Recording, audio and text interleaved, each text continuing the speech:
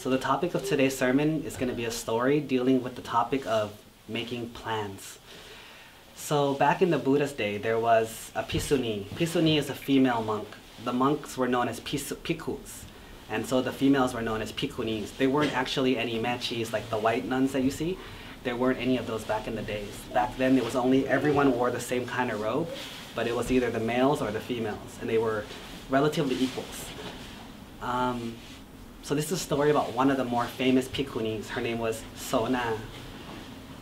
What happened was, as a layperson, she was already pretty advanced in age. So let's say, 67 years old already.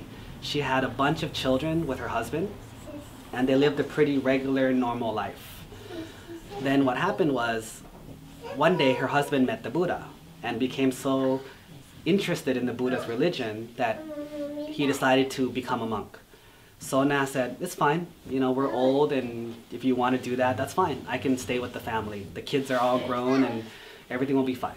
So the husband goes and becomes a monk and dedicates himself to the practice and is a good monk.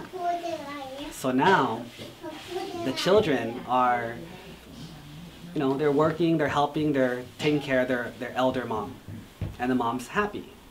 Now, this is where things get a little tricky. She starts to think of how she can make it so that her children can take care of her better.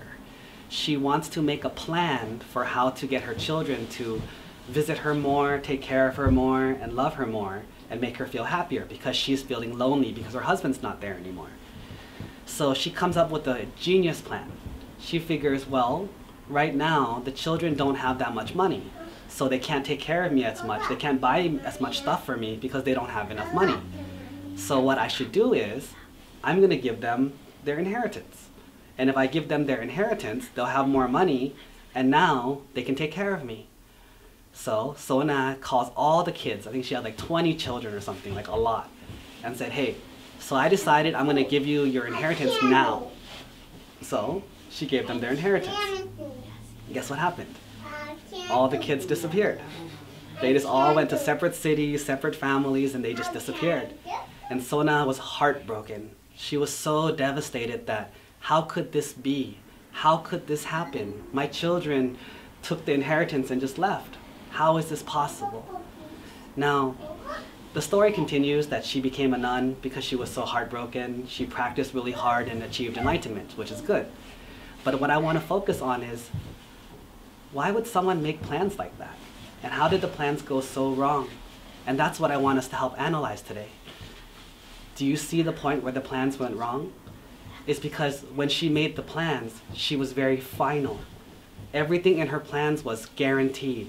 If I do this, this will happen. How many percent?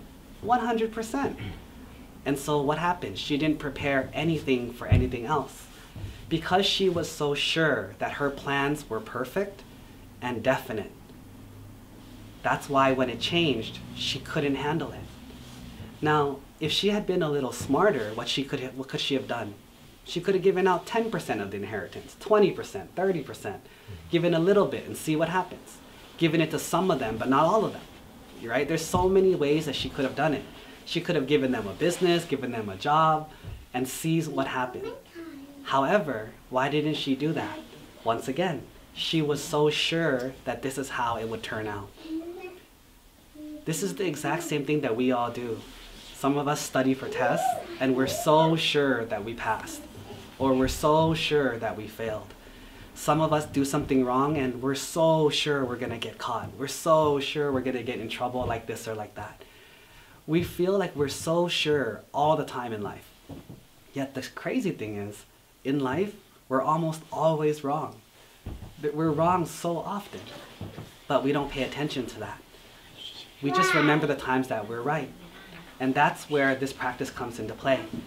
The more you realize that you're wrong, it doesn't make you a worse person, it actually makes you a better person. It makes you more experienced, makes you more prepared, makes you more ready for when you are wrong. Instead of living to be right, if you live ready to accept that you're wrong, you can always improve. But if you live always trying to be right, there's no improvement. You just keep trying to hit a mark that's already there. And either you hit it and you get something, or you fail. And that's where this practice comes into play. So let's learn from one of the famous Bhikkhunis. let's not make plans that are definite. Let's not assume everything will turn out the way you think. Let's prepare for all eventualities, because in life, everything is possible.